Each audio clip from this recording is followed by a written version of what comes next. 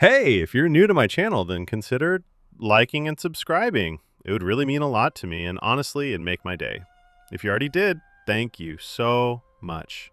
Oh, and by the way, if you like listening to fan fiction, check out my other channel. The link's in the description. Queen of the Pirates by Mustar0013. What would happen if Luffy was a girl? Good thing, a queen of the pirates. The problem, very awkward situations between her and a certain swordsman as they and their friends travel to the Grand Line for One Piece adios. Holy cow! This place looks even cooler on the inside, exclaimed Lucy as she ran around the inside of the Going Merry. The ship had only sailed for a while and Lucy was already looking through everything inside it. She had already seen meeting room, lounge, helm, the storage room that was loaded with cannonballs and other supplies, the anchor room, the bathroom, the kitchen that was loaded with food that would last them years, or in Lucy's case, probably a couple of months. The upper deck with a small grass area, the crow's nest, 2 cannons at the bow and stern, and her favorite seat, the Going Merry's figurehead. Lucy jogged to the lower decks and she entered the bedroom hallway. Each door had a name plate with her and her crewmate's name on it. She first walked into her own room and she opened the door. Even though Kaya had known the pirates for 3 days, she had somehow gotten the perfect designs of everyone's room, based on everyone's personality. Lucy's room consisted of a queen-size bed with dark red sheets. There was also a desk, a chest to hold Lucy's spare clothes, a hook rack for her straw hat, a closet, a red carpet, a small red couch, and a porthole. With a grin, Lucy closed her door and she walked over to Nami's room, which was right next to her own. Lucy opened the door and saw Nami sitting on her light orange sheeted bed, counting a lot of berry. Her room had some similar things like Lucy's room, only the things were a light orange and there was a vanity mirror, a small map of a place Lucy never heard of, a fluffy couch, and a small radio. Nami noticed Lucy and she returned to counting her coins. "I'm busy checking my berries, Lucy. Go play with Usopp or bother Zoro or something," said the master thief without looking up. With a big sigh, Lucy closed Nami's door and she walked to the next room down the hall, Usopp's room. The pirate who would be queen opened the door and she looked around the sniper's room. Everything in the room was a sand yellow. There was a king-size bed, a couch, a radio, a barrel that had Usopp's shooting stones and caltrops, a yellow rug, a desk, and art supplies. Usopp was placing a picture of him and Kaya on the desk when Lucy entered his room. "Hey, Lucy. Ya need something?" asked Usopp. "Nah, just saying, hi. Hey, I didn't know you were into drawing," said Lucy, pointing at the art supplies. Usopp nodded. "I am. I happen to be the best at drawing, sculpturing, painting, and the like," said the sharpshooter proudly. Lucy grinned. "Really? Cool. Then can you make our pirate flag right now?" asked the teen. Usopp nodded. "Sure, why not? What do you want it to look like?" asked the other teen as he grabbed a white sail, a pencil, a sheet of paper, and paints from his art supplies. He handed the pencil and paper to his captain. Lucy thought for a moment before doing a quick sketch. She handed her work to her crewmate. Usopp looked at the crudely drawn design before sweat dropping and nodding. "Okay. I get your design. I'll get on it. So let me work, please," said the curly-haired teen as he led out of his room and he shut the door. Lucy placed her hands behind her head and she walked over to the room across Usopp's room, Zoro's room. Lucy could hear snoring and the girls slowly opened the door. Zoro's room looked more better than everyone else's. Zoro's room had things like Usopp's, only his bed was bigger with dark green sheets. There were also weights and a punching bag by a corner. The snores came from a snoozing Zoro on the giant, green bed. He was sprawled on his back with his mouth opened and his tongue laying out. His 3 katanas were right at his side. His haramaki was untied from his waist.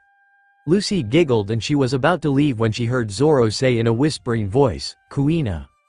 Lucy stopped her tracks and she spun around, raising an eyebrow at Zoro. Who was Kuina? The dark-eyed swordsman's face had a look of guilt and he was shaking slightly. Lucy's face features softened and she walked slowly over to Zoro. She had never seen him like this. It looks like he's having a nightmare. How can I know? I'll just do what Big Bro did to wake me up," thought the pirate with a snap of her fingers. The she-captain crawled onto the bed and she carefully sat her knees on either side of Zoro's hips. Her hands rested on Zoro's t-shirt-clad abs and her fingers began to dance and twirl on Zoro's stomach. Zoro made a grunt and a few cough noises. Lucy kicked it up a notch and she tickled near Zoro's lower stomach. That woke up Zoro. Ha ha ha. What is ha ha ha? Saint, stop, ha ha ha. Lucy started laughing herself, having fun with the laughing Zoro beneath her fingertips. Her wrists were sudden grabbed and she and Zoro's position were switched. Zoro now loomed over his captain, red in the face and his breath trying to calm down. Lucy was still giggling and her eyes danced with happiness. What was that for, Lucy? Panted Zoro. Lucy continued to laugh. Just trying to get you to wake up, Zoro. You looked like you were having a nightmare. She giggled.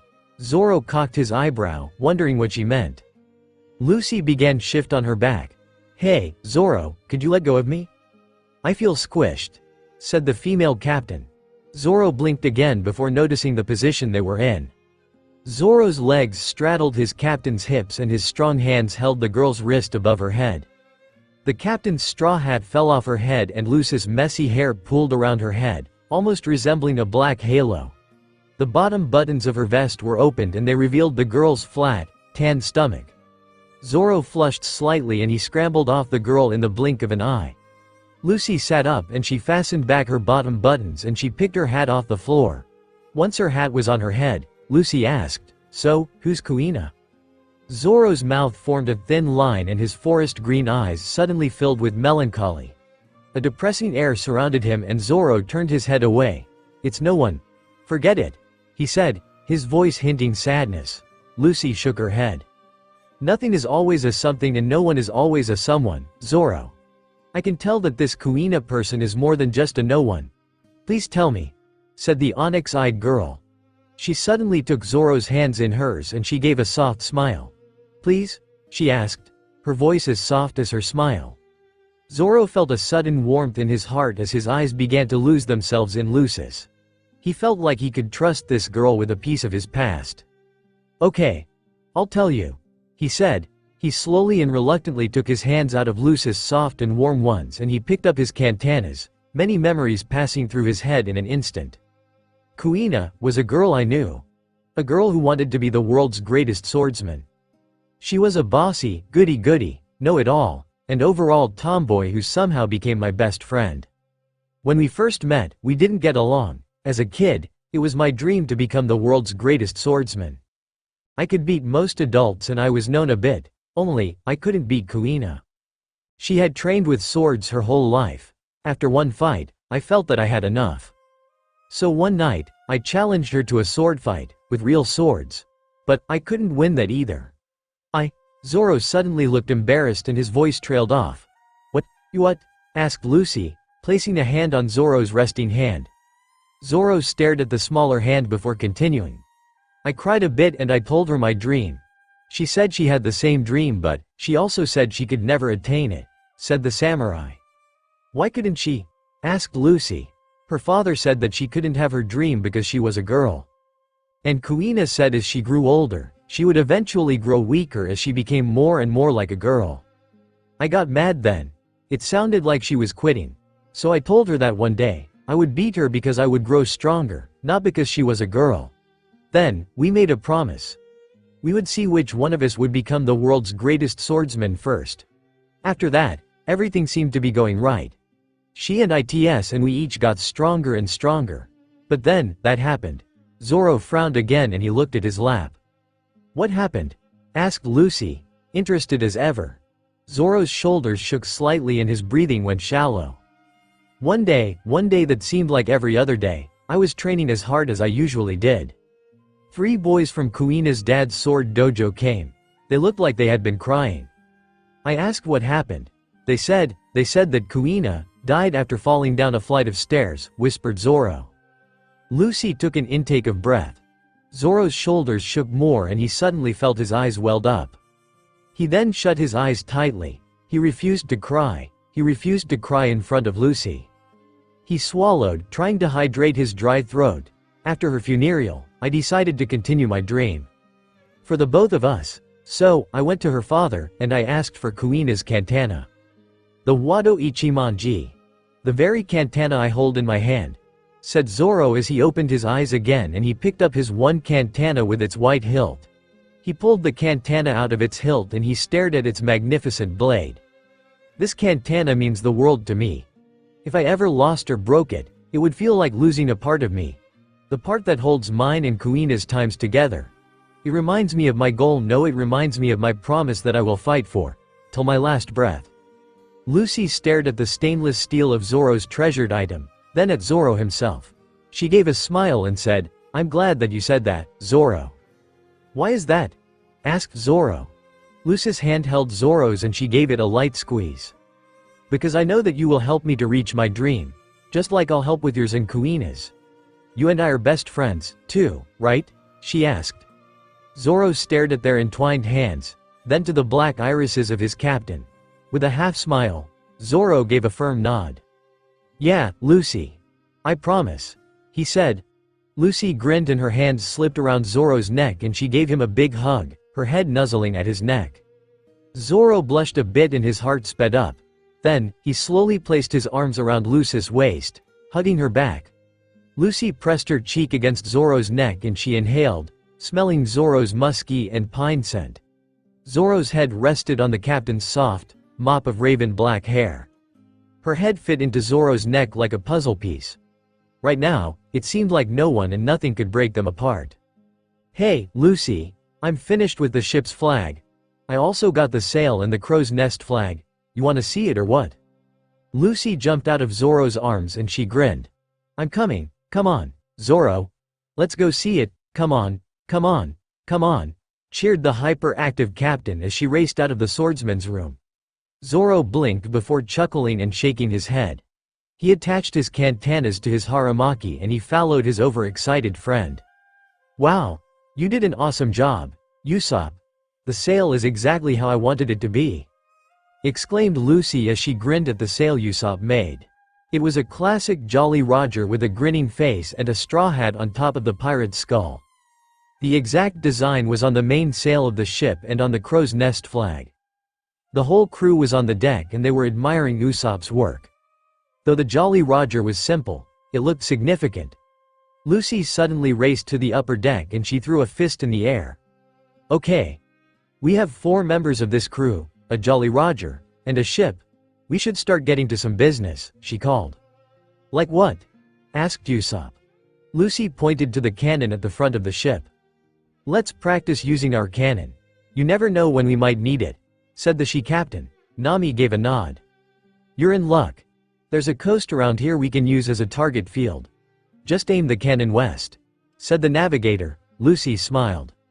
"Cool, come on, Usopp, let's test it out," said the teen as she and the other teen walked over to the cannon.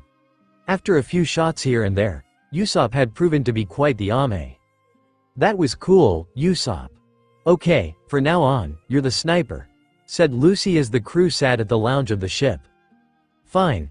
But if you screw up, I'm the captain. Deal?" asked the ship's sniper with his hand held out. Lucy laughed and she shook her friend's hand. There was a sudden sound of commotion on the deck and Lucy was the first to get up and check it out. A guy with an impressive sword was on the deck. He had black hair and he wore dark blue glasses. On his cheek was a strange Japanese tattoo. He looked around the deck and yelled, "All right. Pirates, come out or I'll attack you without mercy." Lucy came running out and she looked down at the man. "Hey, what the hell? Who are you?" asked the raven-haired girl. "Shut it, brat. Who I am is none of your damn concern," yelled the man as he charged at her and he struck his sword. Lucy yelped as she jumped and dodged the man's attack. The man landed on his feet and he gritted his teeth. "Damn you. You'll pay for killing my partner," he yelled as he attacked Lucy again. He missed the girl just by a hair. "Look, I don't know what the hell you're talking about. Just quit messing with our ship," yelled the pirate teen as she stretched her arms and grabbed the man, flipping him with a loud thud. Zoro came out and he recognized the guy. "Johnny, is that you?" he asked. The man called Johnny sat up and his jaw dropped when he saw Zoro. "Whoa, big bro Zo.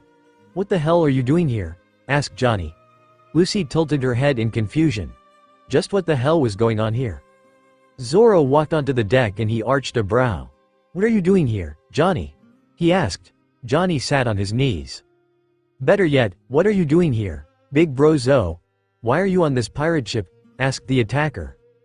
Ah, don't worry about that. Say, is Yosaku with you? Asked the would-be greatest swordsman. Johnny stood on his feet. Yeah, but he's seriously hurt. Come look, said the man as he led Zoro to the side of starboard of the ship and he looked over. Zoro did the same. A man was laid on his back on a small boat. He had extremely short gray hair and he wasn't looking so good. He was bleeding from his mouth and stomach and he looked as pale as a ghost. The crew immediately pulled his up and they laid Yosaku on a mat. How did this happen? Asked Zoro, a hint of fear in his eyes as he watched Yosaku's breathing go into sharp intakes. Johnny had tears running down his eyes. I don't know, one day, he's all fine and go happy. The next, his teeth are falling out and he started going all pale and he's bleeding. We stopped at an island to rest when a cannonball came through the air. Sobbed the man. Lucy and Usopp gasped, realizing that it was probably their cannonball they shot. Lucy bowed to the ground. We're so sorry, we didn't even know, we swear, she cried as she looked honestly at Johnny with tears at her eyes. Johnny looked at her eyes and thought, holy shit, she's really cute. He tried to force a smile. Don't worry, accidents happen, right? But it still doesn't help with Yosaku, though, he said as he started at his hard-breathing friend. Give it to me straight, big bro Zo. He's not gonna die, right? Asked Johnny, nearly pleading. Zoro flinched and he looked away, feeling a sick twist of his guts. Nami suddenly walked over and she looked over Yosaku. She then rolled her eyes. You people, I swear. Lucy. Usopp.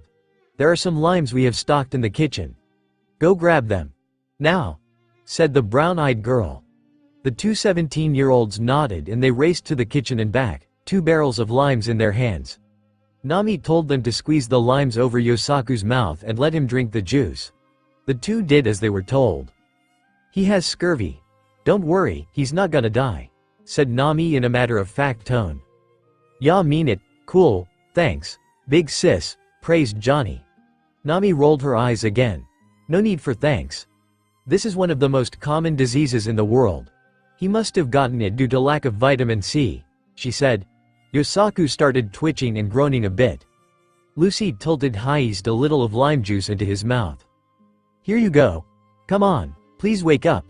I'm really sorry, I really am, said the female captain with a worried look. Yosaku's eyes opened slowly and he swore he saw the most beautiful girl in the world. Whoa, who's this cutie? He thought. He suddenly jumped in the air and he and Johnny started happy dancing. They then stopped and smiled at the crew. Allow us to introduce ourselves. We are Johnny and Yosaku, the best bounty hunters of all these seas. Big bro Zo used to be one of us before he decided to go solo, said Johnny. Zoro smirked and he shook hands with Johnny. Yosaku suddenly fainted again. Well, looks like the limes didn't work that long. It was now nighttime and the crew and Johnny were at the ship's lounge, having dinner. Yosaku was resting in one of the spare rooms. As everyone ate, Nami was thinking and talking. Listen, guys. We need to ration and make sure we have the proper nutrition for this trip. So that way, none of us will get any fatal disease, she said. So basically, we need someone who would know stuff on food, right? Asked Usopp as he took a sip of his water. Nami nodded and Lucy took a bite out of her bread. So that means we need a cook, she said. Yeah, that's exactly what we need. Good thinking, Lucy, complimented Usopp. Lucy gave a grin. Right. So, where should we head off to find our cook? Asked the she-pirate. Johnny waved his hand. I have a suggestion, little sis Lou. It's close to the Grand Line and… Johnny gave a knowing smirk at Zoro. A certain, hawk-eyed, man is close by, too, he said. Zoro gave a determined grin. Lucy stood up. Okay. Where to? She asked. Johnny gave another smirk. Set a course northeast. We're going to the sea restaurant, Barati, yelled Johnny the next morning as the ship sailed close to a huge boat that looked like a giant koi fish. Wow. This is really cool, thanks for telling about this, big bro John, exclaimed Lucy. Johnny turned red slightly. Hey, it's nothing, little sis Lou. He stuttered. He suddenly noticed a giant marine ship passing by and he suddenly hid. Lucy and the crew noticed it, too. Ah, great. Just what we need. Marines, muttered Zoro. Maybe they won't notice us. After all, we're just a ship passing through. What are they gonna do? Asked Usopp. Lucy nodded in agreement. He was right. What were they going to do? Blast them out of the sea? And somehow, out of a series of weird happenings, Lucy found herself being dragged to a room by two men in white uniforms.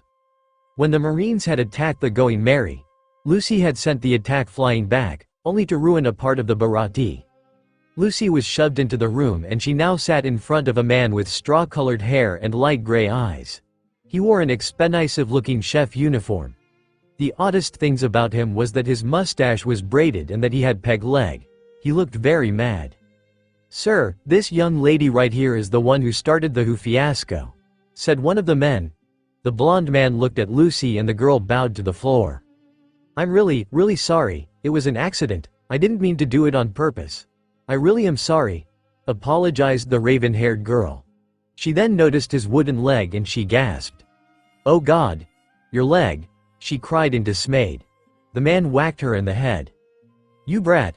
Don't be stupid, you didn't get my leg, muttered the man. Lucy stopped crying and she looked at the ground. The man looked at his damaged roof. You did some serious damage around here. For that, you have a big payment to pay, he said. Lucy scratched the back of her neck.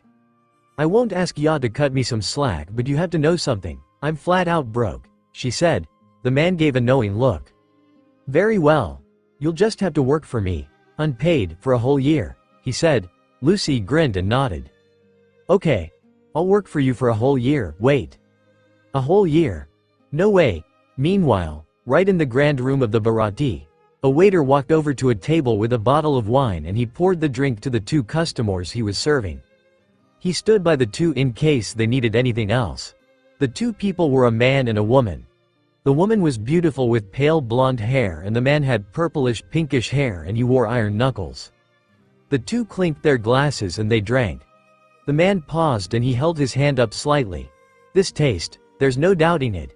It's cider yet grape-like taste. It is none other than the world-renowned crème de pomme du raisin, the cream of the grapes and apples. Correct, waiter? Asked the man to the waiter. The waiter slammed down the wine bottle with the table shaking a bit. No, sir. This is the crème de fraise du ananas, the cream of strawberries and pineapples. An honest mistake, said the man as he walked away. He suddenly stopped and he turned his head a bit, one ocean blue eye on the iron-fingered man. And sir, my name is Sanji, the sous chef of this ship. All the other waiters hightailed it a long time ago. Enjoy your meal. The soup tastes best when hot, said the man as he walked away. A trail of the smoke of his cigarette wisped in the air as he left. People began snickering as the man's jaw went tight.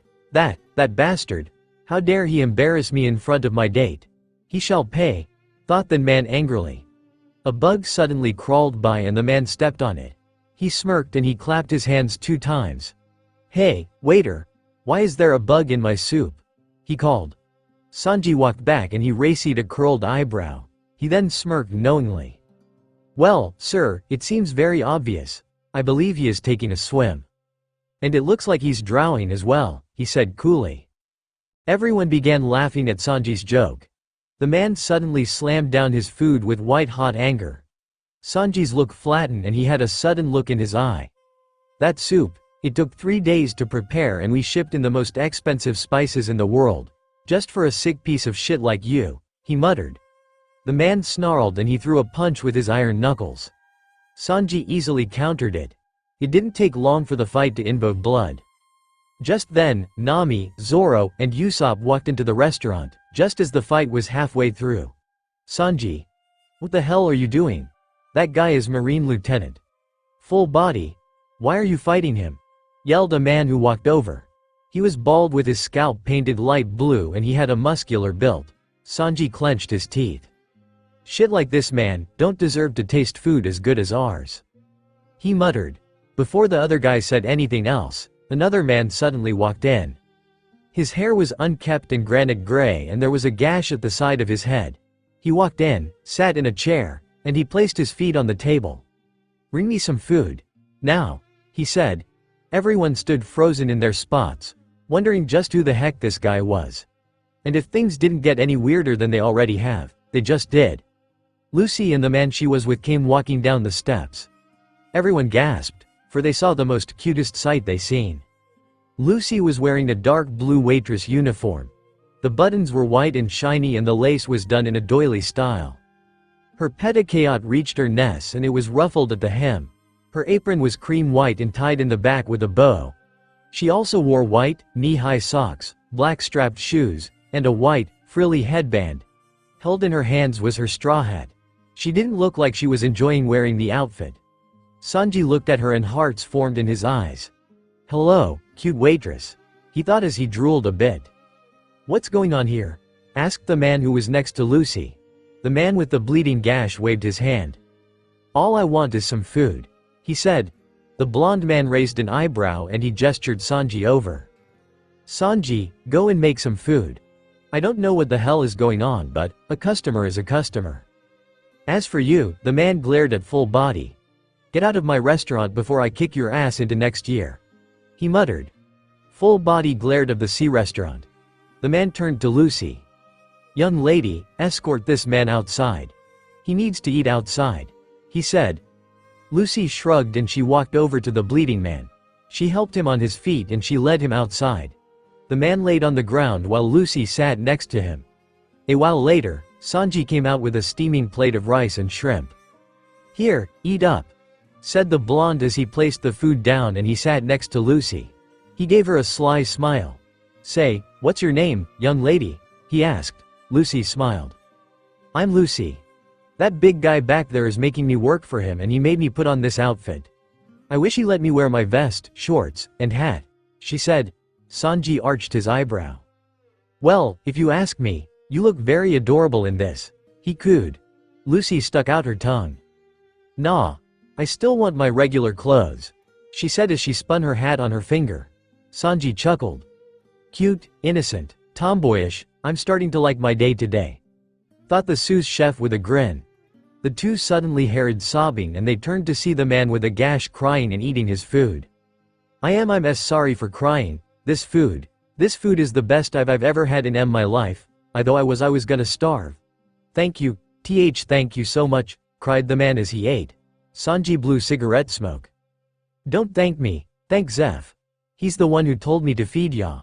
But, even if he didn't tell me to feed ya, I still would have," said the cook.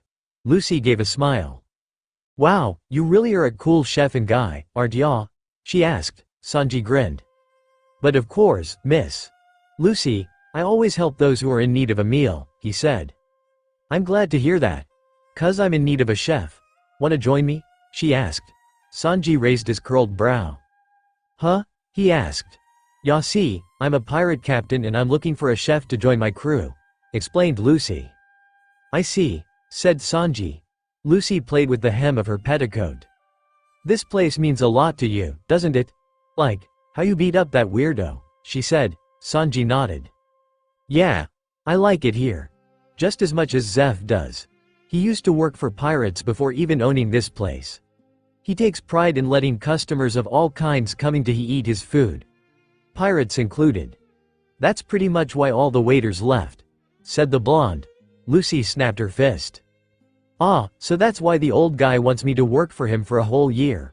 Oh yeah, so are you joining my crew or what?" asked the raven-haired girl. Sanji shook his head. "Sorry, as much as I would love to join a beautiful lady like yourself, Miss Lucy, I cannot join your crew. I must stay here," he said. Lucy pouted. "Well, I'm sorry, too. I'm gonna have to decline your decline," she said. Sanji had to admit, this was both cute yet annoying at the same time. "Pardon me." The two tuned to the guy with the gash on his head. The wound no longer bled. "Forgive me, but my name is Jin and I am a part of Don Krieg's pirate crew." "You say you are pirate captain. Tell me, what is it you are searching for?" asked Jin. Lucy gave her signature grin. "That's easy. I'm looking for the One Piece, and pretty soon, I'm gonna be searching for it in the Grand Line," she said. Jin frowned. Listen, you seem like a good girl, so I'll tell you this now. The Grand Line is a place you want to avoid. If you ask me, you should be exploring other parts of the seas before heading to the Grand Line. I'll tell you, that place is like a hell on the seas, said Jin. You know, for a members of Don Krieg's crew, you're a wimp. Siad Sanji. Lucy tilted her head. Who is Don Krieg? Her question was unfortunately unanswered, since Jin had to leave. He thanked Sanji for feeding him, and Sanji showed his respect for Jin by throwing the plate Jin ate off into the sea, hiding the evidence that Jin was ever there. Jin thanked him once more as his ship sailed far and far into the sea. Sanji. Waiter girl, back to work. The two saw Chef Zeph outside looking impatient. Sanji puffed out cigarette smoke. Come on, miss. Lucy. Let's not keep the old man waiting, he said. Lucy nodded. Things seemed like they were going normal, right? Ha ha ha, yeah right. Lucy yawned and she stretched her arms over her head as she walked into the main hall of the Barati. She had been working hard and now she was serving tables. Man, I feel so tired. I wonder if Kobe had to deal with stuff like this, she asked herself. Hey, waitress. So you're gonna work here for a year, huh? Lucy turned and she saw Nami, Zoro, and Usopp sitting at a table with the most fantastic food she had seen in her life. Hey, no fair. You guys are eating this cool food without me? That's just mean, said Lucy as she walked over and pouted. Zoro tossed her the roll he was going to eat. Here, quit your winning, he said. Lucy grinned. Thanks, Zoro, she said as she took a bite out of the roll. Humph, cute, thought Zoro smugly. He had to admit, Lucy looked very adorable in that waitress outfit. And her hair was combed a bit to make it have a cute sheen. And her tan legs with those frilly socks. Zoro blushed and he shook his head of those thoughts. There was suddenly a gush of wind and Sanji appeared with a rose in front of Nami. My dear angel of the sea, you have stolen my heart with your gorgeous looks. If becoming a pirate is what it takes to be at your side, then I would join in a heartbeat. But there is unfortunately an obstacle, said Sanji with hearts in her eyes. Nami raised her eyebrow, along with the others. Then why don't you go with them, Sanji? I am in no longer need of your help, said Chef Zeph from the kitchen doorway. Sanji spun around and glared. What do you mean, old man? I'm the sous chef around here. You need me here, said Sanji. Chef Zeph rolled his eyes. To hell if I do. I don't need a brat like you. Go and be a pirate, said the chef as he left in a huff. Sanji sighed and he turned back to Nami. My apologize, my dear. Here, a fruit parfait, said the chef as he served his food to Nami, who giggled. Hey, what about the rest of us? Asked Usopp. You'll have to pay for your food. Unlike this beautiful miss. Come along, miss. Lucy. We need to get back to work, said Sanji. Usopp snarled while Enma ate while Zoro just drank his drink while Lucy followed Sanji to the kitchen. Okay. Things had to get to normal right now, right? Wrong. Things felt quiet. So quiet, it felt very awkward. Okay, let's explain the situation first, shall we? It was 4 days after Lucy had become a waitress. Things were looking as normal as things could when many ships attacked the Barati.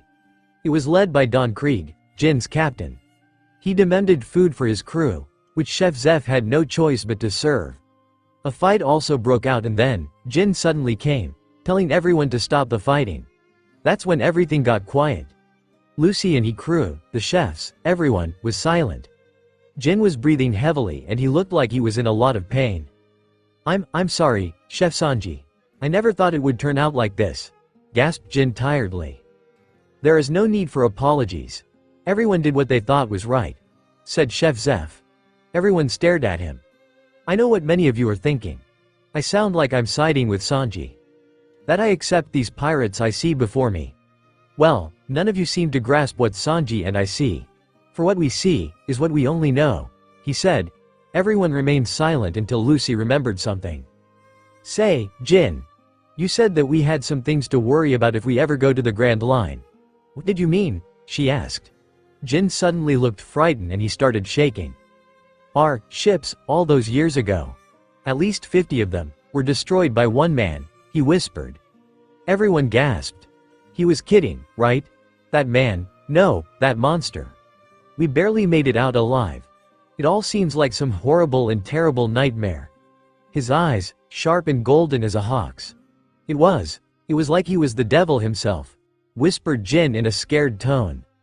Zoro suddenly gripped his katanas and he's talking about, he couldn't bring himself to even think the words. Dracul, hawk eyes. Mihawk, whispered Zoro. You know him or something, Zoro? Asked Lucy. Zoro nodded. Yeah, he's the guy I'm looking for. The man I am destined to face, he said. Sanji rolled his eyes. Yeah right. It's morons like you guys who get themselves killed, he muttered. Zoro shot him dagger-like eyes. Say what you want, but it won't stop me from facing Hawkeyes. I decided a long time ago I would make my own ascension.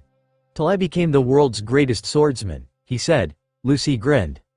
Yeah, that's the same for me. I won't stop till I find the One Piece and become queen of the pirates, she cheered. Yeah, same here. I want to live the life of a great warrior of the sea. Just like my dad, cheered Usopp. Sanji stared at them with an off glance. There was sudden battle cries and the chefs and crew got ready.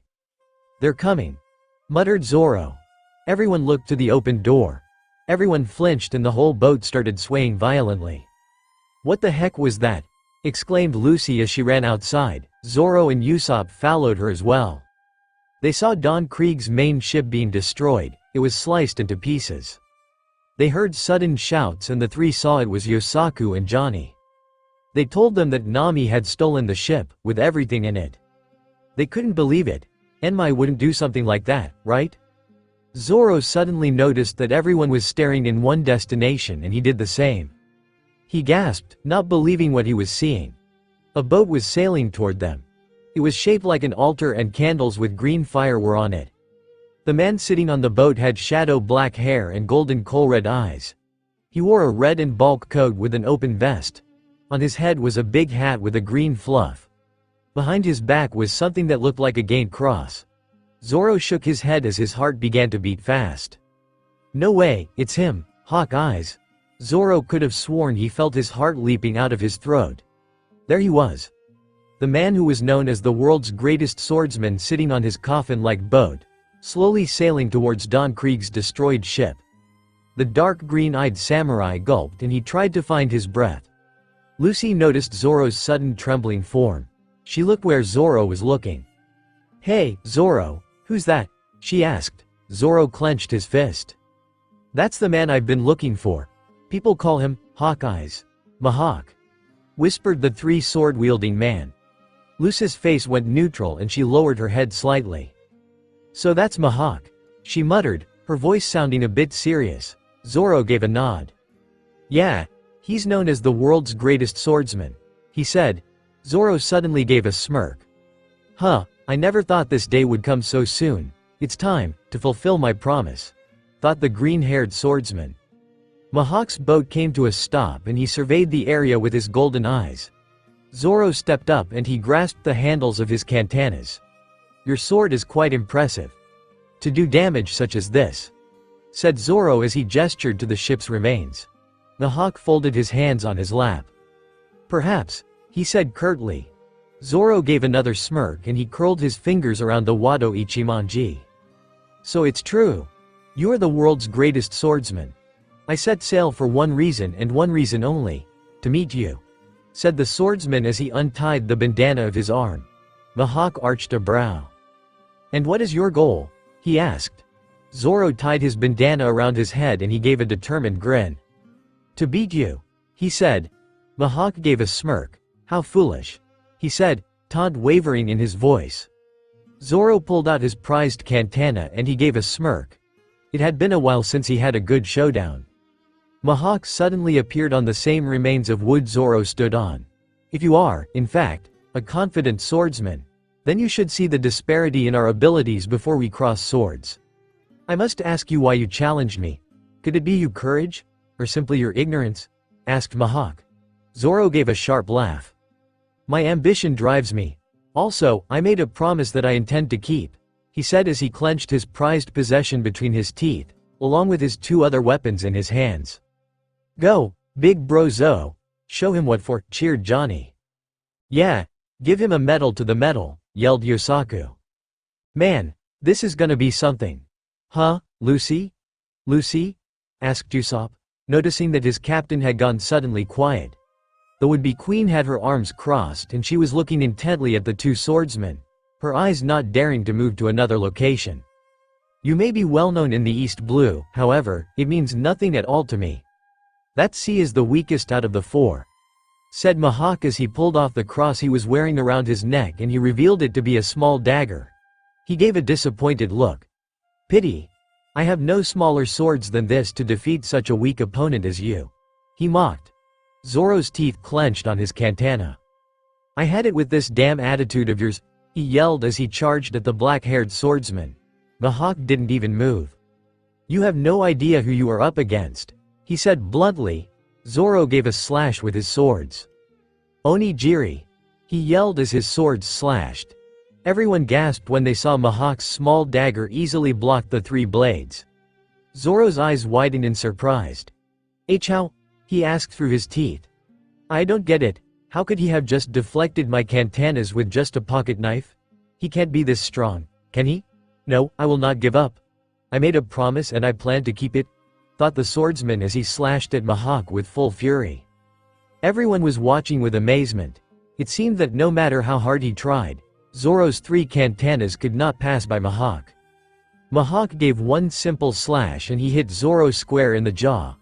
Zoro staggered and he tried to suppress the pain in his jaw. He staggered to Mihawk and he tried to attack but he staggered in another direction, his vision going slightly hazy. He suddenly fell to his back and he panted hard. Sweat covered every inch of his body and he could feel every muscle in his body tighten in pain. Mihawk frowned. Tell me, is this all the power you have? Answer me, weakling, yelled the golden-eyed man. How dare you talk to Big Brozo like that? Yelled Yosaku, pulling out his sword. Johnny did the same. Yeah, you'll pay for calling him a weakling, yelled the bounty hunter as he and his partner leapt to fight. Wait, guys. Don't get in the way, yelled Lucy as she grabbed both men with her stretching powers and pulled them to the Barati. Lucy gave them one of her rare, serious looks. This is Zoro's battle, not yours. Zoro can do this by himself. Do not help. Captain's orders, yelled the black-haired pirate. Usopp and Sanji blinked. Lucy was suddenly acting serious and confident in Zoro. It seemed that she really trusted Zoro to win. Zoro heard Lucy's orders and he climbed back to his feet, a sudden ambition flowing in his veins. I refuse to lose, he yelled. Mihawk looked unfazed. The air suddenly went bright as Zoro angled his two handheld katanas to his back, meeting their blades with the blade held in his teeth. With a determined glare, Zoro called, Tiger. The world's greatest swordsman. Sounds pretty cool. The queen of the pirates would have no less on her crew. Trap! Yelled Zoro as he charged at Mihawk. There was a disgusting rip of flesh. Everyone froze with fear. Mihawk had struck his dagger right near Zoro's heart. Blood poured from his wound and the same crimson-red liquid came out of Zoro's mouth. Yet, the green-haired swordsman did not move. He didn't even show any signs of pain. You're defeated. Yet you still stand. Why is that? Asked Hawkeye's. I don't know. I choose to remain my ground. If I just ran, then that would only break the promises I made. I would lose the honor I had gained. Without that honor, I would have nothing, muttered Zoro. Mihawk scowled. That's what defeat is, he muttered. Zoro gave a short, breathy laugh. Hey, then I won't accept defeat. If defeat lies ahead for me, then I'd sooner die, he said. Mihawk felt a bit impressed. A strong heart indeed. He chooses death before defeat, he thought as he pulled out his dagger. Zoro gave a grunt of pain. Mihawk took a step back. Sir, state your name, he commanded. Zoro held his katanas in front of him, one with the blade pointing in the air and the other pointed down, the handles of the weapons meeting. I am Roronoa Zoro, he said with sheer confidence. Mihawk reached behind his back and he pulled out the cross on his back, revealing it to be a giant, black sword. I'll be sure to remember that name.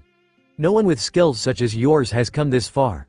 To defeat you, I will use the world's strongest black sword, said Hawkeye's. I appreciate it, said Zoro with a smirk, "this is it. The day I become the world's greatest swordsman," thought the green-eyed samurai as he rotated his 2 katanas in his hands.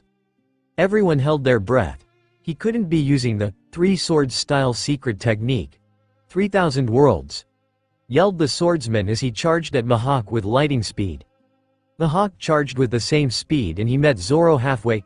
As the two stopped, Zoro's 2 katanas sliced into pieces and a gained, deep, long gash slashed at Zoro's ribcage. The fatal wound burst with blood and Zoro dropped on one knee. So this is the power of the world's greatest swordsman. This is the true meaning of defeat, thought Zoro as he took the Wado Ichimonji out of his mouth and he slipped it into its sheath. He then stood up, turned to Mihawk, and held his arms out. Mihawk raised his eyebrow. He knew the meaning of this gesture. "But why?" he asked. Zoro gave an amused smirk. "Scars on the back are a swordsman's shame," he said. Mihawk met his smirk and he gave a sword again swing, slicing at Zoro's chest and giving him a deadly wound. Blood splattered everywhere. Zoorrrr, shock and fear. That did not just happen. How could Zoro just do that? As Zoro fell back, nearly everyone gave an exclaimed in shock. "You really shouldn't rush these things, young man," Mihawk, Zoro, Usopp, Big Bro, Johnny and Yosaku. "No, Lucy, you dumb ass. Why choose death? Fight back, Sanji." Zoro heard none of these voices as his body fell into the water with a mighty splash. As his body sank, his senses went dark. Johnny and Yosaku jumped into the water, hoping to save their friend in time. Lucy's widened and angered eyes looked straight to the ocean and her hands gripped the railing, her fingers digging into the wood. Her breathing grew heavy and anger stirred in her heart. No, Zoro can't be dead. He just can't be, she thought as tears welled up in her eyes. Zoro was her first mate, her best friend. He could not just die, it wasn't fair. Her black eyes shot angrily at Mihawk and she let out a scream of anger. She pulled back her arm and she threw a flying punch at the world's greatest swordsman. She flew with her punch with her eyes filled with tears and white-hot anger. Mihawk easily dodged the girl's attack and Lucy landed on her bending knees. "What's with the sudden attack, young lady? Was that man your lover?" asked Mihawk. Lucy stood to her feet and she turned to the golden-eyed swordsman. Her hat fell off her head slowly. The straw hat flew in the air before Usopp caught it when it was close to him. "No, you know nothing," whispered Lucy in a dead tone. Mihawk quirked his eyebrow. Where had he seen this familiar stance before? Lucy looked up at him, her onyx eyes swirling with seriousness. You destroyed Zoro's promise to his best friend. He promised her he would become the world's greatest swordsman after her death. And you just killed him. I'll never forgive you, ever," she screamed as she suddenly fell to her knees and cried into her hands with fresh, warm tears running down her cheeks. Everyone flinched at the young captain's outburst. Lucy gave hiccups and sobs, images of Zoro passing her mind. "Zoro, I'm sorry, I promised you that if you didn't become the world's greatest swordsman, then I would have to apologize personally. But now I can't," Lucy mentally screamed as she continued to cry. Unknown to everyone above the surface of the water, Zoro's wounded body sank into the murky waters of the sea. His lungs begged for fresh air but Zoro just allowed his body to sink like a rock. He didn't want to feel the warmth of the sun, nor the feeling of fresh air filling his lungs. He wanted to die. It would be better than living the rest of his life, knowing that he failed everyone. He had failed his honor. He had failed Lucy and her friends. And worst of all, he failed his promise to Kuina. He had failed the ultimate promise, the one he could not keep. As he sank, Zoro felt his life drain away. Zoro, don't give up. Who's there? What? You don't remember a friend?" Zoro's mind showed him an image of Kuina. "Kuina? How can I hear you? I'm guessing either two things. Either one, we're having one of those telepathy, death to living moments. Or two, you're going nuts due to the lack of oxygen going to your brain." Well, that sure made sense. I'll take number one. It sort of makes sense. Anyway, what do you mean, don't give up? I failed everyone. There's nothing else for me to live for. You're wrong. You haven't failed everyone. You have one promise that you cannot just break. You mean ours? Too late for that one. No, you dummy. I'm talking about that one you made with that girl who's at the surface, bawling her eyes out. What was her dream again? To become the pirate queen or something? Pirate queen? Bawling her eyes out? Do you mean Lucy? Why would she be crying? What do you think, genius? She obliviously cares a lot about you and she sees you as a great friend. She promised she'd help you reach your dream and you did the same. And you know you can't break this promise, Zoro. You care for her just as much as she cares for you. Maybe even more than you think. Zoro was taken aback by that. Was Kuina implying that he saw Lucy as that he felt her more as Zoro couldn't bring himself to think it. Anyway, my point is that you can't just give up yet, Zoro. You promised me you would become the world's greatest swordsman and you promised Lucy that you would help her become the pirate queen. You've always kept your promises, Zoro. You always have and you always will. So get back up there and live your dream. Zoro suddenly felt his body being pulled up and he could feel the wind of the sea as he resurfaced. As he slipped into unconsciousness, his last though was, I will, Kuina, I will. Lucy looked to the side when she heard the sudden splashes.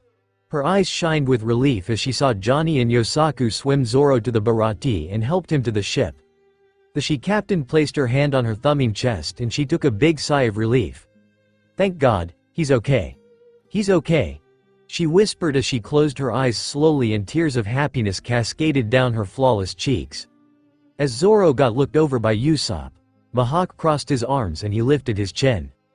It's still far too early for you to die. My name is Dracule, Hawkeyes, Mihawk. You are strong, but there is much for you to learn. No matter how many years it takes, I will keep the title as the world's greatest swordsman till the day you come to defeat me. Till that day, you must hone your skills. Then, seek me out, Roronoa Zoro, yelled the Grand Master Swordsman. He then turned to Lucy. And you, young lady, what is your great ambition? He asked. Lucy gave a determined look. To become the Pirate Queen, she said. Mihawk smirked. That's even more difficult than trying to beat me, he said. Lucy remained determined. Say what you want. I'm still gonna pursue it. So nay, she said childishly as she stuck her tongue out at him. Hey, Lucy. Zoro's alright. Was just unconscious, called Usopp. Lucy looked over and gave a smile. That's great, I'm glad, she called back. Johnny and Yosaku were crying tears of worry and joy. Thank God you're okay. Big Bro Zo, cheered both men. Zoro's eyes opened slowly and he raised the Wado Ichimonji in the air. Lucy. Can you hear me? Yelled the young man. Lucy stood up and she nodded. Yeah, loud and clear, she yelled back. Zoro took in big gulps of air. I'm sorry for getting you worried and making you cry for me. With me dead, it would have dented your chances of being the queen of the pirates. Choked the swordsman. Lucy blinked in surprised. What was Zoro trying to say? Zoro coughed a bit of blood. Please, save your strength, Big Bro Zo, cried Yosaku. Zoro ignored him. I solemnly swear, I will never lose again, yelled Zoro as tears suddenly formed his eyes. He had no idea why he was suddenly acting like this. Until the day comes, when I defeat him and take his title, I will never be defeated. Any objections, Queen of the Pirates? Yelled Zoro to the sky, his words echoing with the rippling waves. Lucy felt a great warmth fill her heart. To hear Zoro say something as true and honorable made her feel very good inside. She had no idea why. The onyx-eyed girl then gave a gained grin. No objections at all, she called. Mihawk looked at the two before giving a firm nod. You two make quite the pair. An odd combination, yes, but all in all, a good pair indeed. I hope to meet the two of you soon enough, said the older swordsman as he turned and left on his boat, disappearing in a mysterious mist. Lucy turned to Usopp and she gave a wave. Usopp, you and the others go on ahead. See if you can find out where Nami's taking the ship. I'll stick around with Sanji to help protect the Barati. We'll find you guys somewhere, Kay? Asked the soon-to-be pirate queen. Usopp nodded and he threw Lucy her hat. Okay. We'll see ya soon enough, good Sop as he, Zoro, Johnny, and Yosaku sailed away on a boat they found. Lucy grinned and she turned to the crew of the Barati. Hey, old man. If I beat these guys for ya, will you let me go? She asked. Zeph crossed his arms. If you can beat these fellas, it would take a miracle. Do what you must, he said. Lucy nodded and she turned to the battlefield. Freedom, here she comes. Gum gum hammer. Miss. Lucy, exclaimed Sanji as Lucy sank into the water. After a rough and vigorous fight with Sanji, with his fancy, footwork fighting skills, Don Krieg and his strongest crewmate, Pearl, Lucy had gained the upper hand by performing the gum gum hammer on Don Krieg, knocking him out. The only drawback of the attack was that the impact sent Lucy sinking into the sea. Every member of the Barati cheered with praise while the crew members of Don Krieg's ship scorned and sneered. Zeph walked over to Sanji.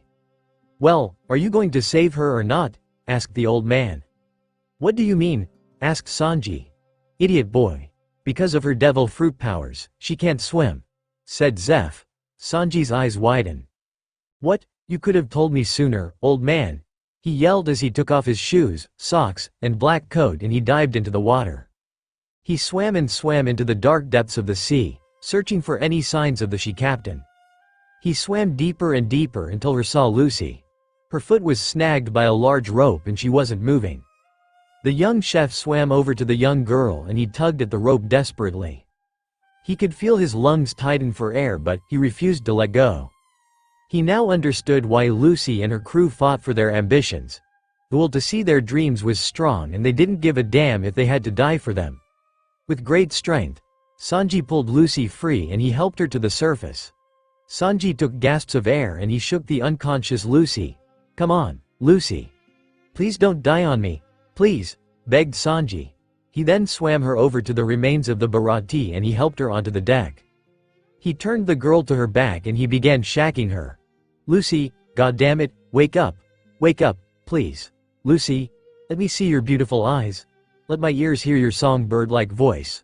Please, don't die, yelled Sanji desperately. Lucy gave a soft murmur, curling to her side and mewing like a kitten. Sanji's jaw dropped before he closed it and he gave a light chuckle before looking to the ocean. Lucy was a strange girl, a cute, amazing, one-of-a-kind, strange girl. This is really good, Sanji, complimented Lucy as she took a sip from the soup Sanji made for her. Sanji gave a grin. To be complimented from a pretty girl like you, Lucy, it's a great honor, said the chef. Lucy grinned. It was only an hour after the Don Krieg incident. Lucy had woke up and Sanji had prepared her some lunch. Just as Lucy was going to take another sip of soup, there was a sudden crash by the side on the wall. Damn! I just fixed that, cursed Sanji angrily.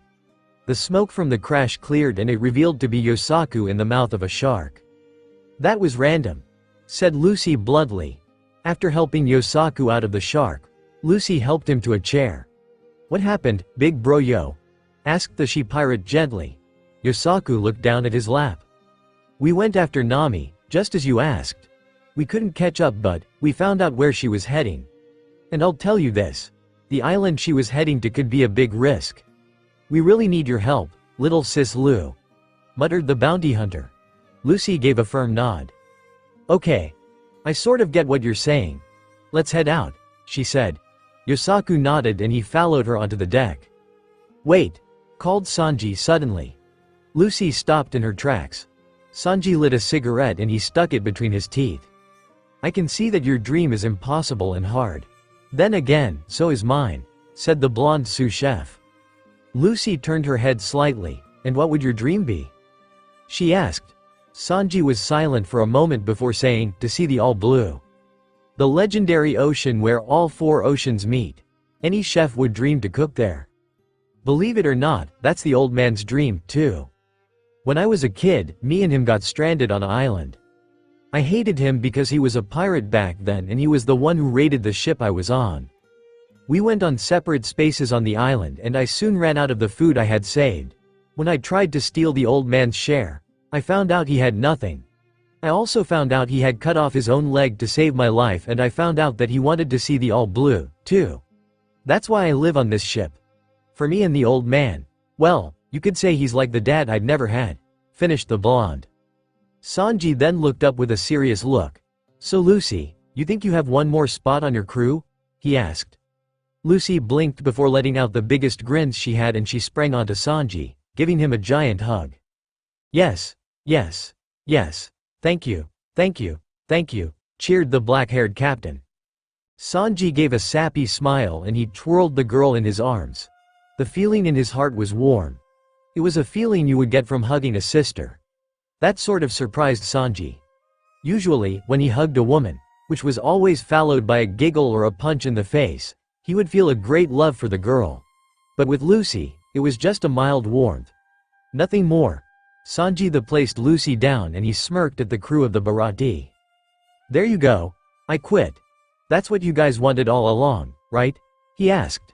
The crew was silent. Sanji was surprised. He thought he would hear an uproar of, hell yes. Was the crew and the old man gonna miss him? The next day, Lucy and Yosaku waited for Sanji in the boat the Barati had lent them. The whole crew, counting out Zeph, was there to send them off. Hey, little sis Lu, where's Sanji? Asked Yosaku. Lucy spun her hat on her finger and she placed said hat on her head. Don't know. Maybe he overslept, she said. Sanji suddenly walked over with a bag and suitcase. He made his way silently to the little boat without batting an eye at anyone. Let's get going, he said. You're not gonna say goodbye? Asked Lucy. Sanji gave a light smile. Nah, it's fine, he said. Sanji, called Zeph suddenly. Sanji stopped in his tracks. Zeph was standing only a foot away from his with a look of seriousness. Take care of yourself, said Zeph quietly.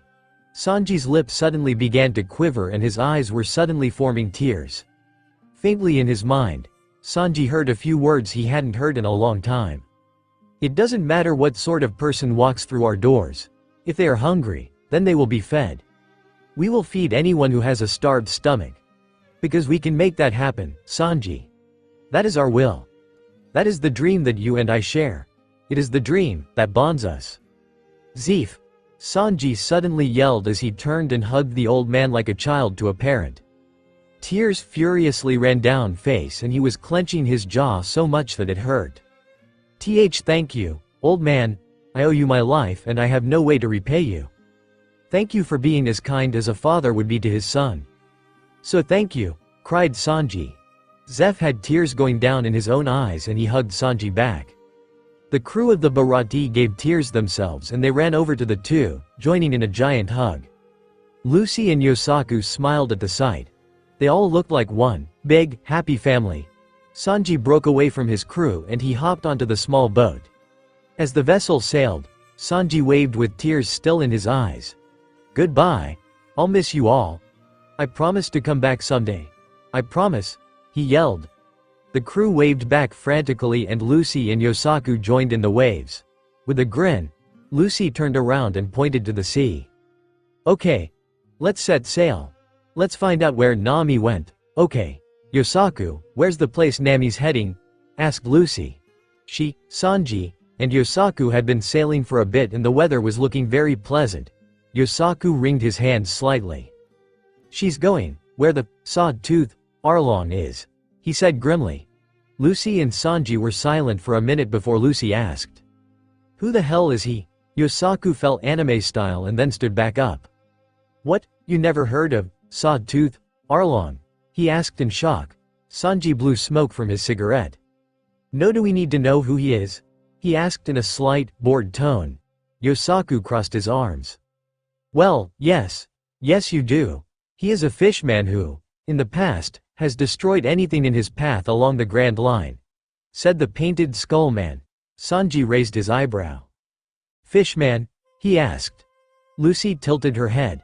That sounds pretty cool. What do they look like? She asked. Sanji suddenly had hearts in his eyes and the puffs of smoke of his cigarette turned heart-shaped.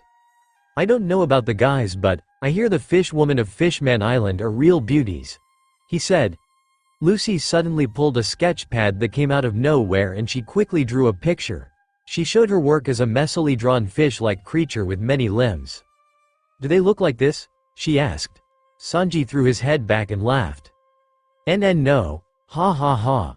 Put that sure is a hell of a picture, laughed the blonde cook. Yosaku sighed in frustration. Okay. Please listen to me for just a minute. The reason the Grand Line is called the Pirates' Graveyard is because of Arlong and two other powers. The first power is this group called the Seven Warlords. Lucy placed her finger on her chin. The Seven Warlords? She asked. Yosaku nodded. Yeah.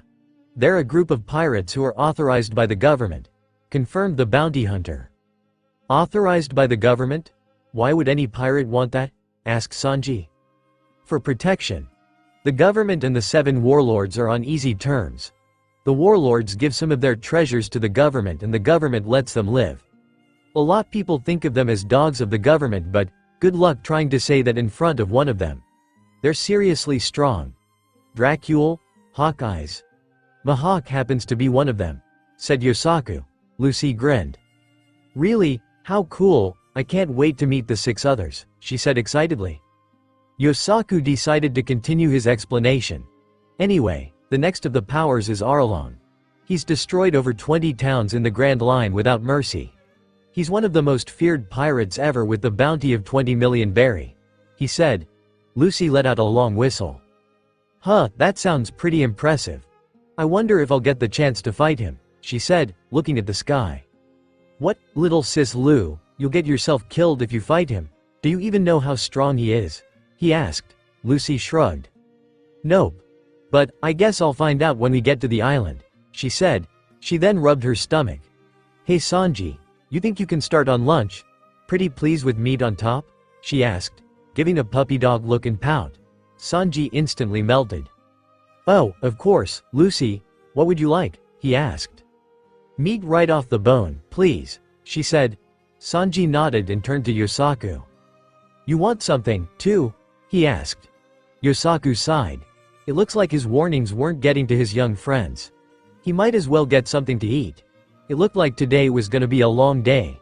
You know how to make beans on toast? He asked. Sanji gave a cocky grin. Of course I do. Meat and beans on toast, coming right up, he said as he walked into the small kitchen of the small boat.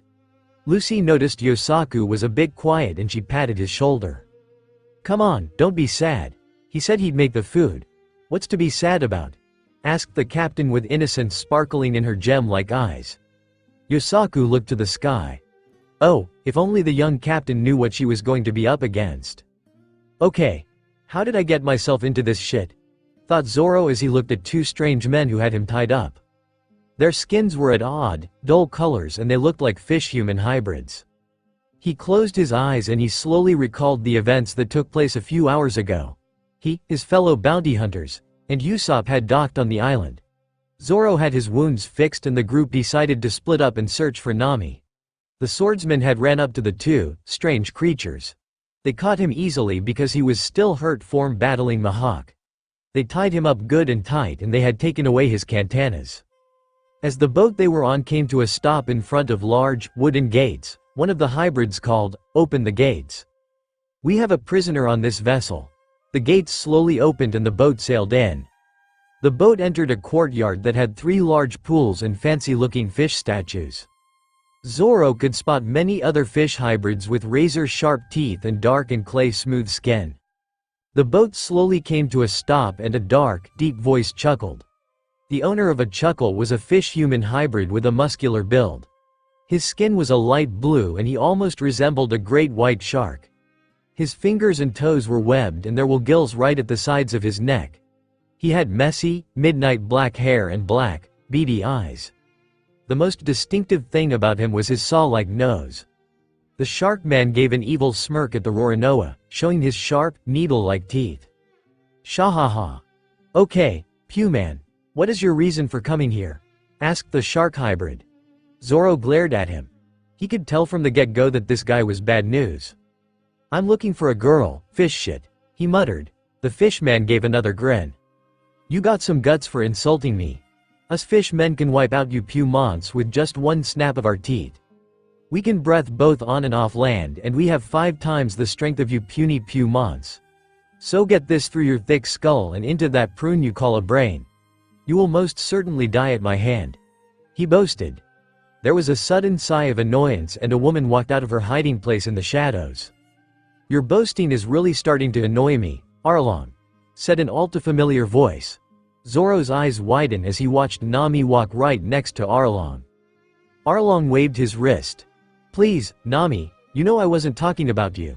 You're a very special Puman and a valued member of this crew," said the fishman. Nami rolled her eyes. "Whatever," she said simply. Zoro gritted his teeth. "Why did he call you a member of his crew, Nami? You can't expect me to believe that you work for this guy," he said. Arlong arched his eyebrow. "Shehehe. Friend of yours, Nami?" he asked in a taunting tone. Nami gave a smirk. "As if. This is just one of the fools who thought I was a simple thief.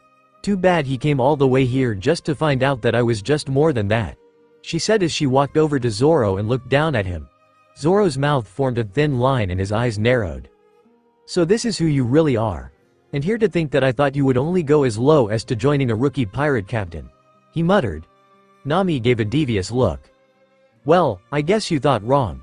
Sure, it was nice to meet Lucy and have a few laughs here and there, but it was all just an act.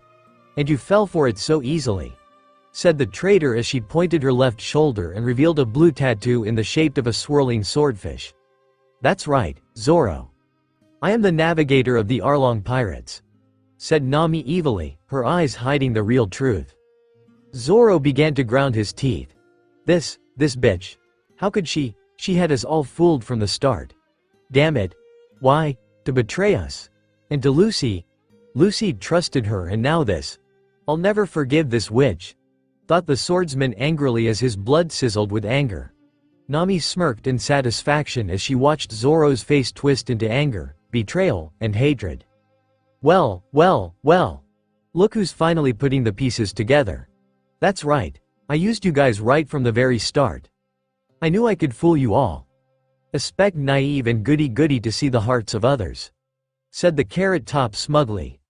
Zoro let out a feral growl from the back of his throat. If this loudmouth insulted Lucy one more time, so help him. Shahaha. Well put, Nami. That's right, you foolish Puman. Nami here betrayed her family and friends to join me. She is a pirate and I am her captain. Laughed Arlong maniacally. Zoro saw Nami flinch at Arlong's comment and he smirked knowingly. I don't give a damn. She could have been a serial killer for all I care. I never trusted her in the first place, he said. Nami glared at him. Then why don't you just leave if you don't trust me? She snarled. Zoro smirked knowingly. Maybe I will, he yelled as he kicked his foot back and splashed into the pool of Arlong Park. No one even got a chance to blink before Nami dived after him. In a matter of seconds, Nami brought him back up and the two coughed off water. You idiot, to do something as stupid as that, and with bandages like that, too, you must have gotten banged up real bad. Nah, I'm just using these bandages as a cover-up. If I came without a shirt, you'd probably get distracted. Nami kneed him in a place that you would never want to be kneed and Zoro fell with a grunt. Nami scowled at him and she grabbed him by his hair and she dragged him to his feet. I'll take him to the cells. Isn't it time you raid the village by now? Asked the thief. Arlong smirked. Great idea. Men, we've got a village to raid. Onward, yelled the fishman as he and his fish brethren charged out of Arlong Park. Once the strange hybrids were out of sight, Nami quickly untied Zoro from his binds and she gave him the Wado Ichimonji that was hidden behind a statue. Get going. Arlong and his crew can be back here in a heartbeat, muttered the girl as she walked away. Zoro raised an eyebrow and then he heard a sudden clatter. He turned around and saw some of Arlong's men. They must have remained to watch over the pagoda. With a smug smirk, Zoro slid his katana from its hilt. This was gonna be fun. YYYEHHHAWWWW. Lucy was laughing with glee as the giant sea cow that she and Sanji caught swam her small boat at great speed. Lucy's grin grew wider when she spotted a pagoda-like island only a few miles away. Hey, Yosaku. Is that the island? Asked the she-captain. Yosaku nodded with a grim face. Yeah. That pagoda is where Arlong Park is, muttered the bounty hunter. The sea cow suddenly let out a howl and it swam in a different direction. Hey, you're going the wrong way, yelled Lucy as the Sea King swam directly toward a leafy part of the island and the rope leash that bonded it to the boat came off with a snap and sent the small boat flying. The three young adults let out yells as the vessel went airborne before it slid onto land with a trebling slip. The boat slipped and slid while the three people aboard screamed their heads off. Lucy then blinked when she spotted someone in the distance. "Hi-ya, Zoro," greeted Lucy as the swordsman, now with a royal blue, open shirt, quickly grabbed the bow of the ship.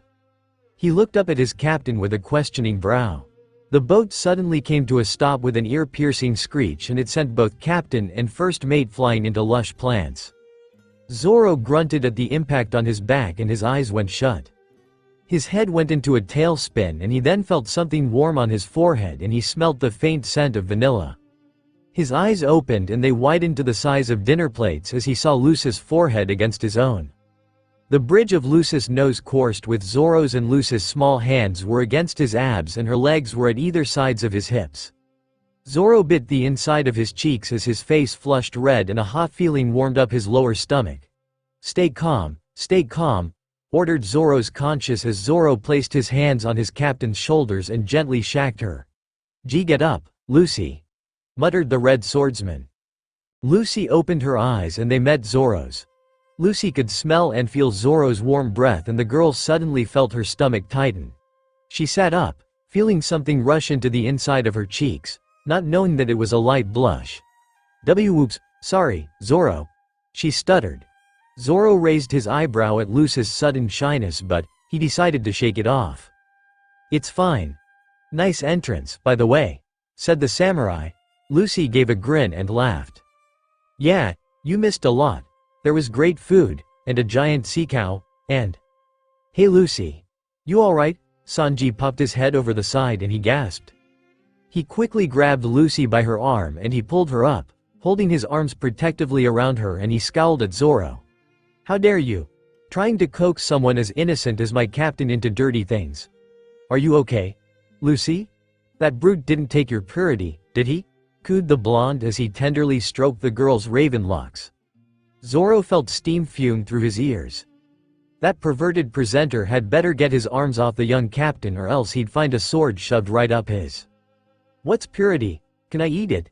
asked Lucy with a tilt of her head. Zoro's sweat dropped and Sanji huzzed that the young girl was still pure. Once the four got out of the wreckage, Lucy turned to Zoro. "Say, Zoro, where are Usopp and Johnny? Did you guys find her yet?" asked the captain. "Don't even ask about that witch, little sis Lu." The four turned to see Johnny walk over to them with a look of regret. "What do you mean, big bro John?" asked Lucy. Johnny looked at them with tears threatening to come out his eyes.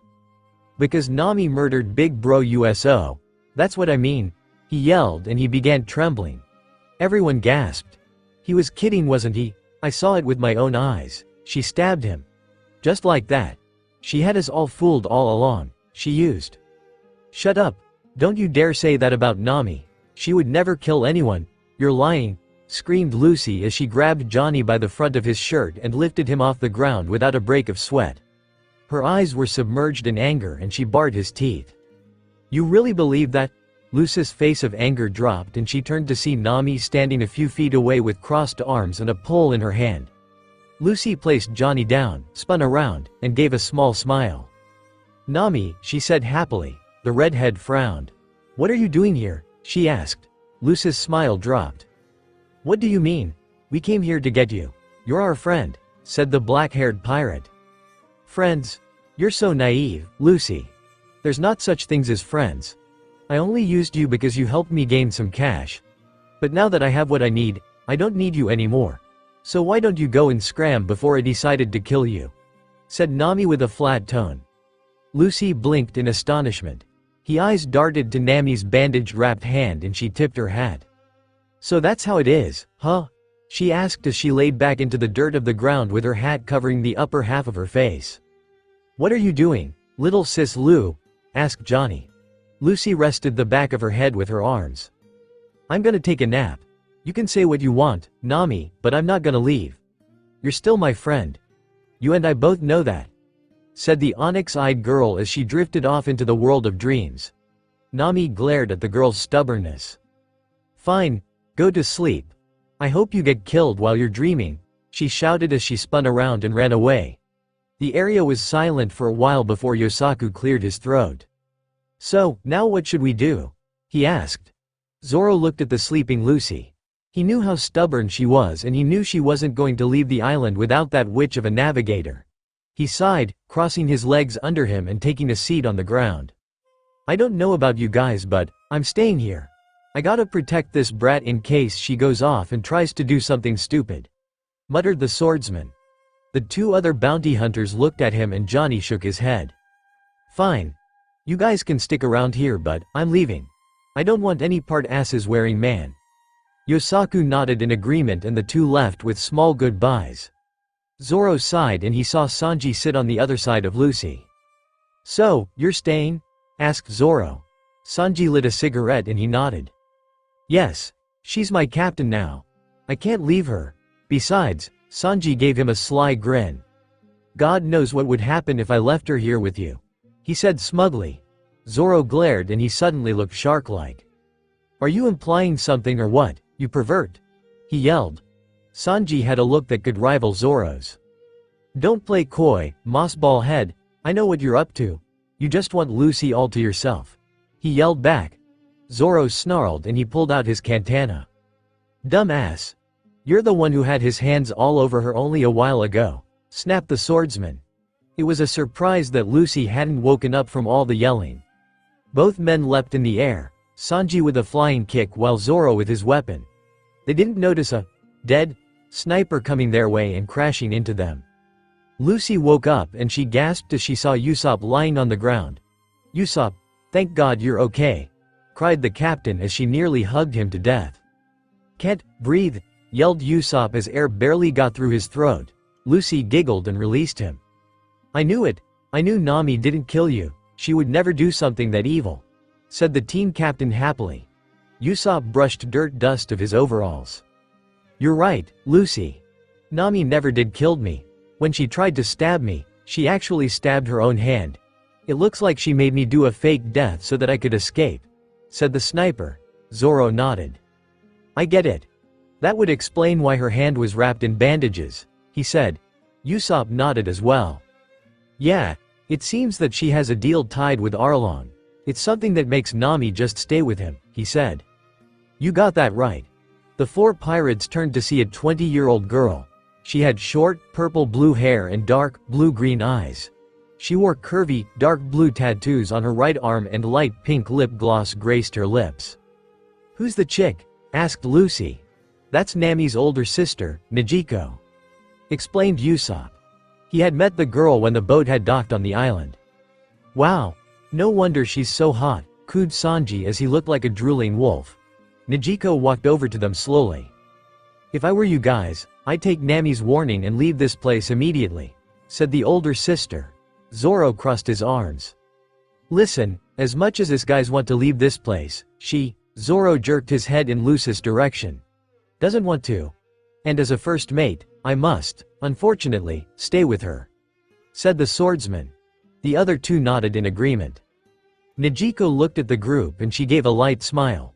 "So you're the people my little sister decided to spend her time with. I can see why.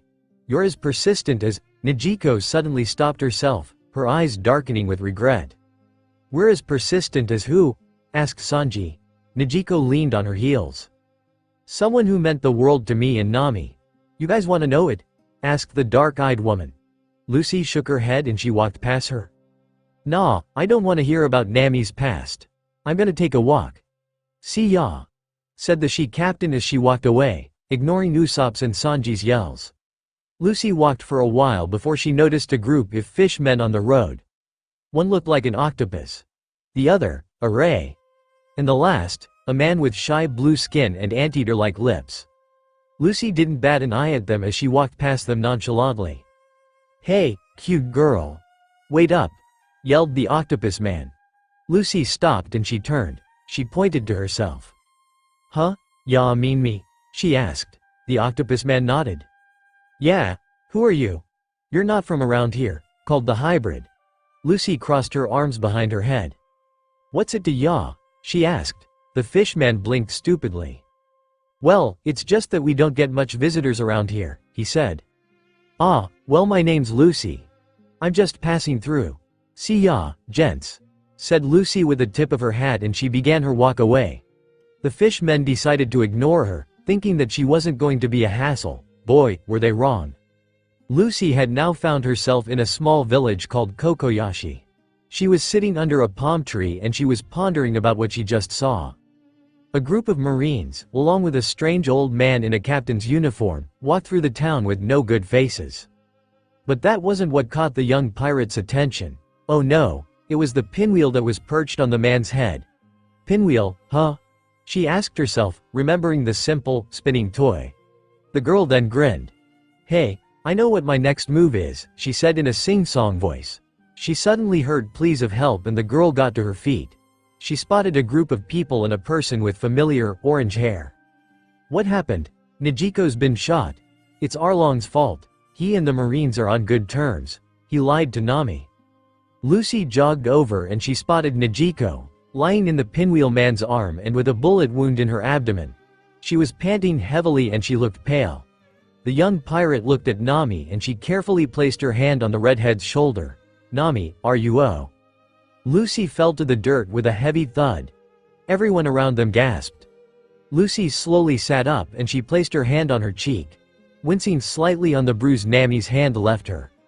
Lucy looked up to meet Nami's eyes bleached in anger. Why did you stay here? I thought I told you to leave and never come back. I hate you, yelled the navigator as she sprinted out of the area. The pinwheel-wearing man helped Lucy up. You okay, young lady? Nami hurt you pretty bad, he said. Lucy looked in the direction Nami had left, saying nothing. Shahahahaha. You think I would keep my word to a weak pewman? Think again, bitch. We don't care if we get killed, Nami.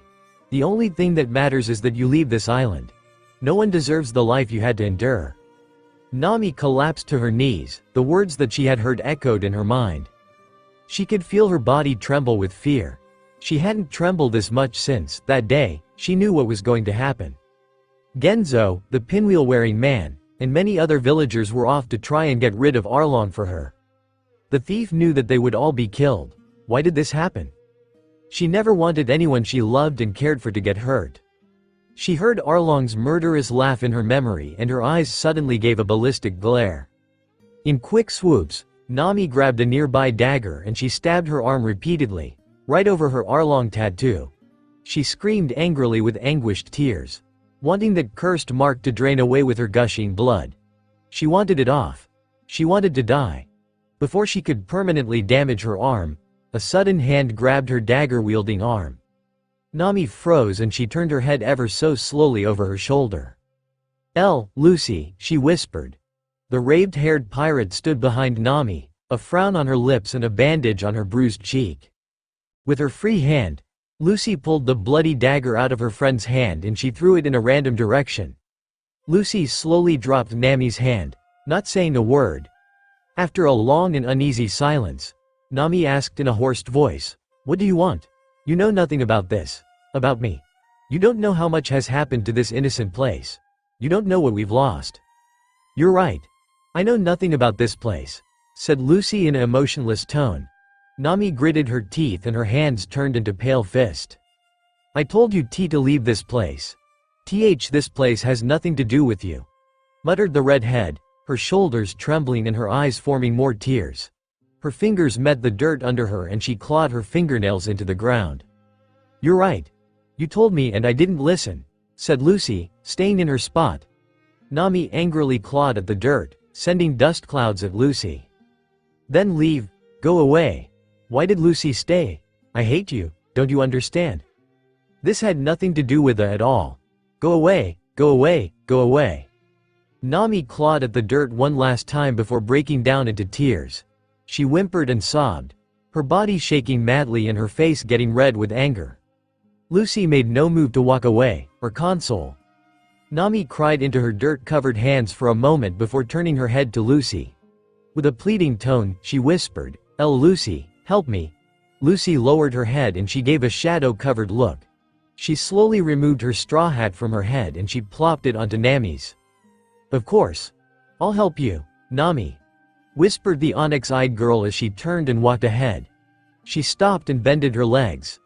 "I will help you. I promise, I promise. Lucy sprang to her feet and she screamed to the sky. He will paayy. Nami gasped and she placed her trembling hand on the brim of the straw hat. This was Lucy's most prized possession. Did Lucy trust her enough to take care of it? Meanwhile, Lucy walked ahead when she saw Zoro, Usopp, and Sanji already waiting for her. Not bothering to ask when they arrived, Lucy gave a strong command. Let's go. The three young men gave firm nods. Right, they said in unison. As the crew walked on, Zoro noticed Lucy's mouth with slightly mumbling something. It was faint but he could make out the words. Dana Toki Dat, no matter what the time, Tada Hattori Da. I'm just alone, Unmei Wasuri, destiny forgotten. Ikite Kita no Ni. Even though I kept going, Totsuzen no Hikari no Nakami ga Samaru. Inside the sudden light, I awakened, Mayanaka ni. In the middle of the night, Zoro was surprised. Lucy's voice sounded so angelic. Zoro allowed his eyes to go half-lidded as he and the others walked while Lucy whispered her song of encouragement. Shizuka ni, Deguchi ni, Tat, quietly, stand in, the exitway. Kurayami, ni Hikari o, Yugt, and, in the pitch black, take the light. The four warriors walked their way to Arlong Park. Each of them were side by side with hard faces of determination. They could slowly see the shark-like pagoda appear over the lush mountain and they quickened their pace. Imadoki yakusoku nanti fuan ni sazuru dake kana, and about the recent promises, is it just that I'm so anxious? Negai o kuchi ni shite dake sa, a wish that's wanting to be said, but shall be repressed. Kazoku ni mo shoukai suru yo, I'll introduce my family. Kito umaku iku yo, you'll surely get along well. Look, it's them, exclaimed Johnny. He and Yosaku were badly wounded. They must have had a run-in with the Arlong pirates. Yeah, they're here to help, said Yosaku. But why would they help us? What's the gain? Asked Genzo.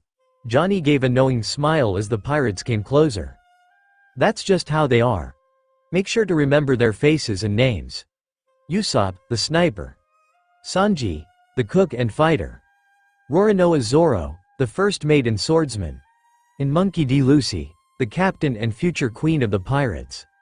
Said the bounty hunter. The four pirates walked past the villagers without ever so turning their heads. Lucy suddenly made a mad dash for the wall, her leg breaking through the cement with one mighty kick. Lucy looked up and she glared at all the fishmen. Dana Toki Dat, no matter what the time, Zudo Futari Da, we'll always be together, Dana Toki Dat. No matter what the time, Soba ni Iru Kara. Because you're by my side. Kimi ta Iyu Hikari ga Watashi o Mitsukeru. The light known as you finds me, Mayanaka ni, in the middle of the night. Okay. Which one of you bastards is Arlong?